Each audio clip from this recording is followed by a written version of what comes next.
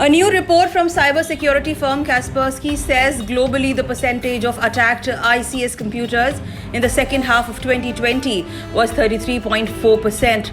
The report also says percentage of ICS computers attacked in the engineering and ICS integration sector grew by nearly 8 percentage points. The building, automation and oil and gas sectors also saw a considerable spike.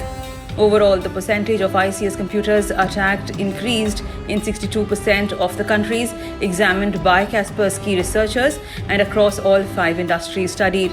Head of ICS CERT at Kaspersky, Evgeny Gonkarov, said in a statement, "We typically see a decline in the percentage of ICS computers attacked in the summer months and December as people go on holiday.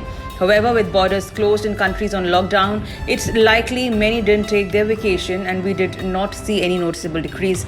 In addition, while ransomware attacks declined globally in developed countries such as the US and Western Europe, the number of attacks actually significantly increased, perhaps because amidst the current economic downturn, criminals thought these places had businesses with the means to actually pay.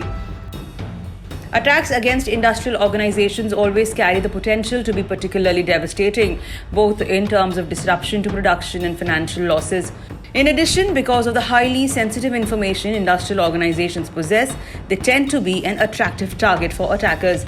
However, starting with the second half of 2019, Kaspersky experts had observed decline in the percentage of ICS computers on which malicious objects were detected, as criminals appear to be focusing on more targeted attacks. In H2 2020, threats to ICS computers again started to rise from almost each and every perspective, with both the percentage of attacked ICS increasing globally by 0.85 percentage points and the variety of malware families used increasing by 30%.